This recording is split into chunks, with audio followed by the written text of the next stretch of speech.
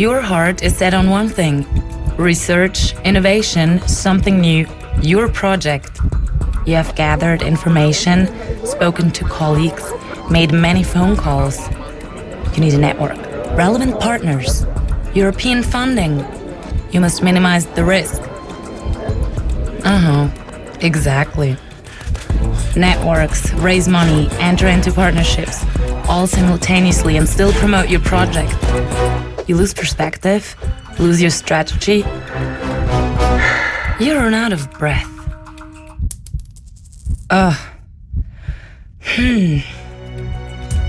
Euresearch, the Swiss guide to European research and innovation. We inform, advise, and we connect. We have a presence all over Switzerland and are well networked all over Europe. We'll show you the way to partnership and promotion of innovation in Europe. Euresearch, the Swiss guide to European research and innovation. Mandated by the Swiss government.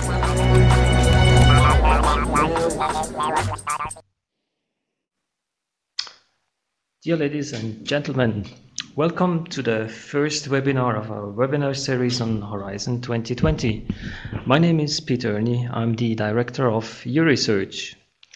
This webinar is dedicated to give you an overview on your future research funding possibilities within the new frame program called Horizon 2020.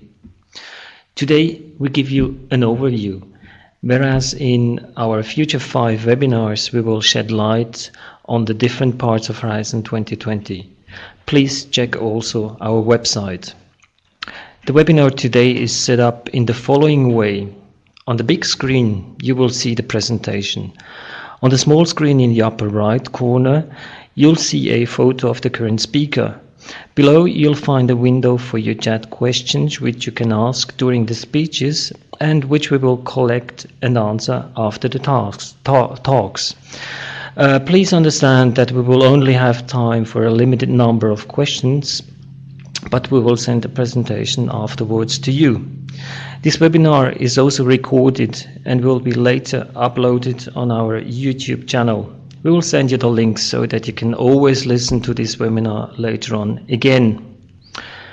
We will give you the following information with our best knowledge of the process up to now, but please understand that the setup of Horizon 2020 and its budget is still under negotiation and therefore still can be subject to changes. As you can see on this view graph, the lion's share of the institutional funding available in Switzerland for research is found in the Swiss National Science Foundation. But it's also remarkable that almost up to a third of the entire institutional budget is dedicated to the EU programs, means FP7 and the new frame program Horizon 2020 starting as of 1st of January 2014. It is now my pleasure to hand over the microphone to David Bomer, head of Swisscore. Swisscore is the information, training and network platform for Swiss and European research, innovation and education in Brussels. Thank you very much, Peter, and a very warm welcome from me here in Brussels. My name is indeed David Bomert, head of the Swisscore, the contact office for European research, innovation and education here in Brussels. In this sense, we are at the forefront of the developments on behalf of the Swiss research community in Brussels, and as Peter has indicated to you, at this stage can give you to a certain degree information on what Horizon 2020 will look like. Allow me to start with some key features, ladies and gentlemen. Importantly, the new program for research and innovation will not only compromise what we have known so far as the framework programs for research and technological development, but will also compromise parts of the current competitiveness and innovation program, as well as of the European Institute for Innovation and Technology. More than ever, the whole program is directed towards increasing the competitiveness of the European Union Union, and as such, it complies with the goals of the so-called Europe 2020 strategy, and tries to implement what the Commission has announced as the Innovation Union. In this sense, we see a very close link in the new program between research and innovation. The current European Commissioner for Research and Innovation brings the whole program under the general slogan "From Research to Retail."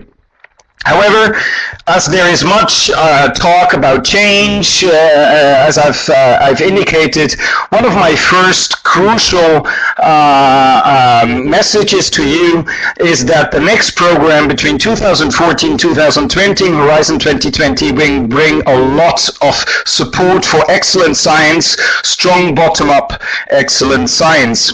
At the same time, we see a change away from, let's say, an offer-oriented scientific approach to a more political approach, wherein science needs to focus and to help cope with big societal challenges. Last but not least, I think a very important feature that the current proposal brings to us is a much easier setup.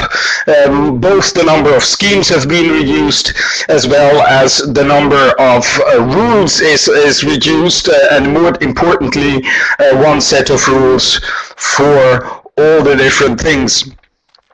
Now, the general structure as it is now, and Peter already announced it, we have a proposal from the Commission. It's being currently debated in Parliament and in the Council of the European Union, but so far we have received a lot of support, and this is particularly true for this so-called three-pillar structure, which I will introduce. We have an excellent science pillar, which compromises actually the current instruments as mostly known by researchers of research universities and research institutions, most importantly the ERC, the Future Emerging Technologies, Marie Curie, Slodowska actions, as well as research infrastructures. This pillar is basically directed towards providing support to excellent research as such. And next pillar is the so-called industrial leadership pillar, which is particularly interesting with regards to applying science and scientific results for the sake of industry. In there we find the currently known enabling and industrial technologies. There will be a continuation of access to risk finance for small and medium enterprises and enterprises at large, as well as a special scheme for innovation in small and medium enterprises. If the first pillar is directed toward excellent science and the last one for the sake of industries, the third and last pillar, societal challenges, is very much directed towards supporting politics in tackling the grand societal challenges. I'll give you some more details on the societal challenges in a second. Last but not least, the EIT and the JRC, the Joint Research Center, account for a transversal action and instruments across all the pillars mentioned.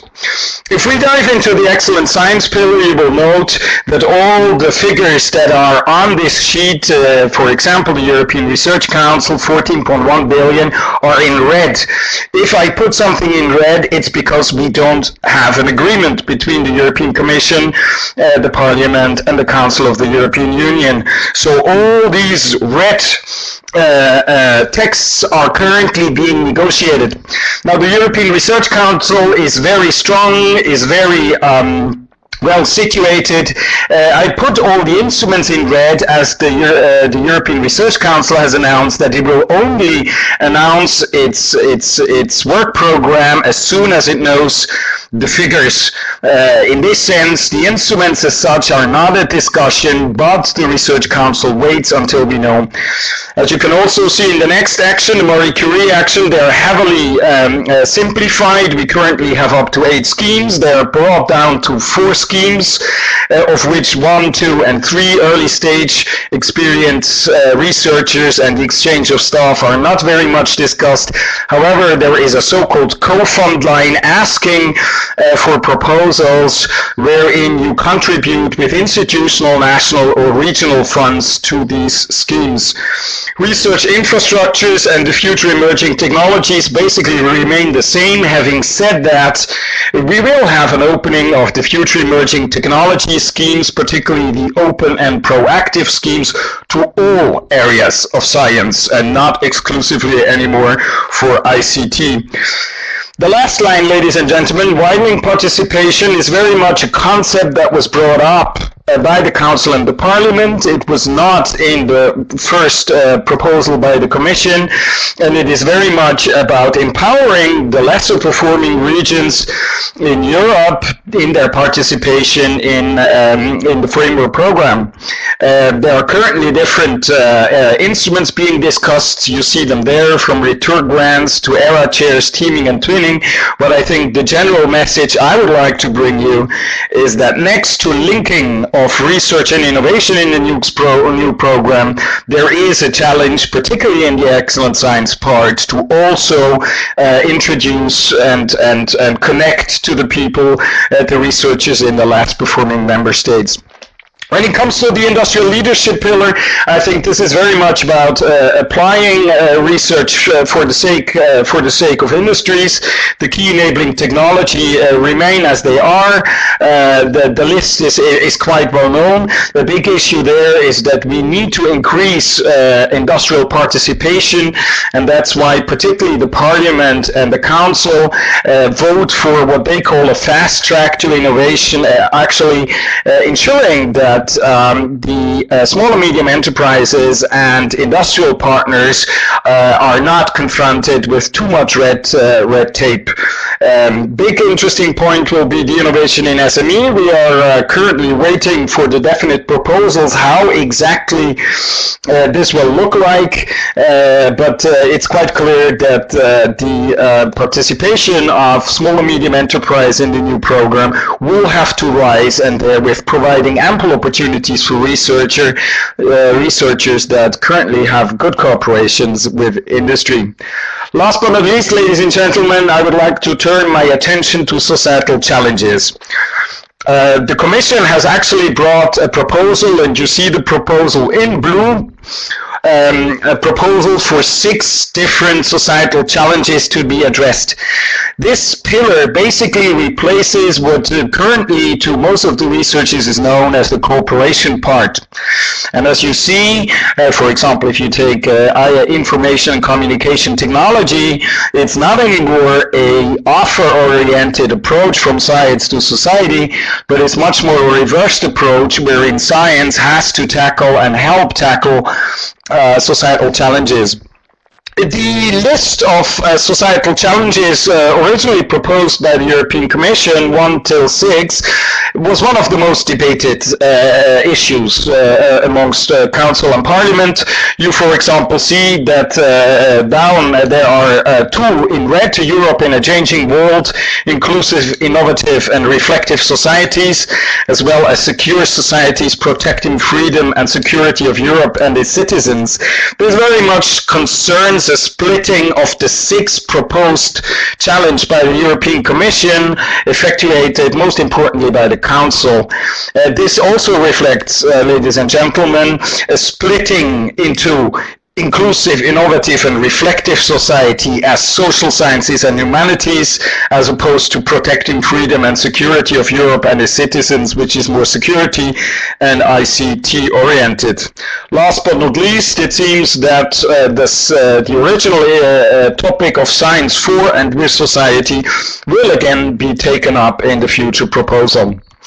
Ladies and gentlemen, before I hand the microphone back to Peter Ernie, allow me a short note on where exactly do we stand.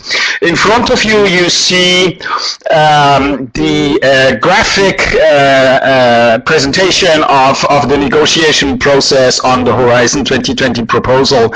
The European Commission in November 2011 has proposed a new program, several legal documents for the next framework program for research and innovation in 2011. The Council has discussed several times this proposal and has reached partial general approaches on the proposals, basically providing large support for the proposal from the European Commission, however only partial, because the Council would like to know the final financial situation. And this is why the current adoption of the Horizon 2020 proposal is depending on an agreement at the level of the European Union on the budget 2014-2020, the so-called Multi-Annual Financial Framework, MMF.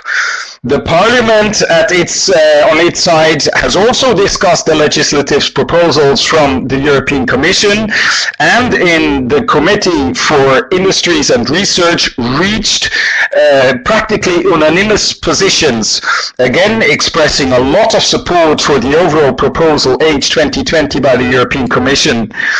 We are thus now have entered this so-called unofficial trialogue between the Council, the Commission and the Parliament.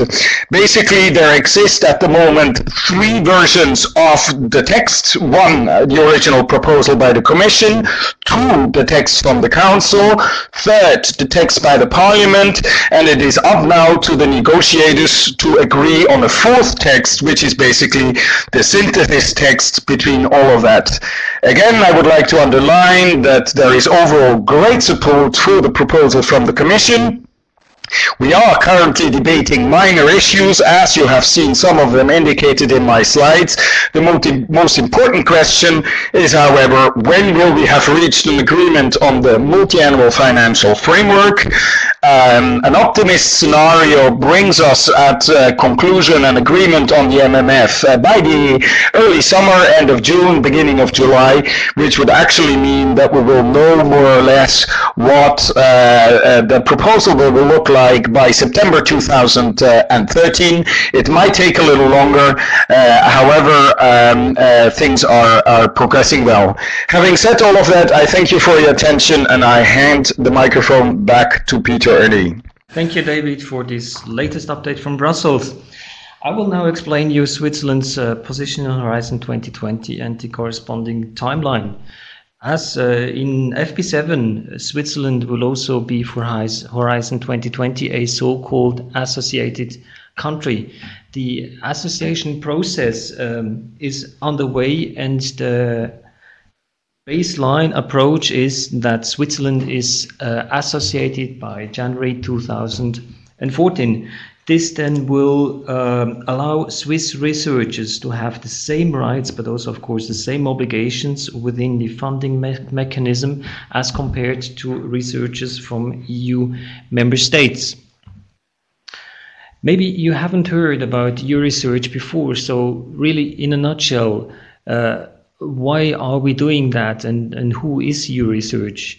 So the support we provide for the FRAME program, currently FP7 and in the future for Horizon 2020, is on the basis of a mandate by the Swiss government. We have, for example, all national contact points under one roof, and the members of our associations are basically the big academic players. We are a non-profit organization, and therefore most of our services are in general free of charge, and we do provide not only support to research, but more or less support to activities all along the value chain. Now, how do we do that? We have our head office located here in Bern, and we have two regional offices that are hosted by the corresponding university of that region. Now, our services can be summarized as follows. We do inform the entire community via newsletter, e-alerts, etc. But we do also advise our customers, and last but not least, we do also connect people via our databases or events or partner searches and so forth. With this, I would like to conclude this very short introduction to Horizon 2020, and we will now have time to address a few questions that you have been writing to us in the meantime. I have a question here that says, do qualitative social research and the humanities have a place in the Horizon 2020 program? So the answer is obviously yes. And let me just say a word about the adjective in that question.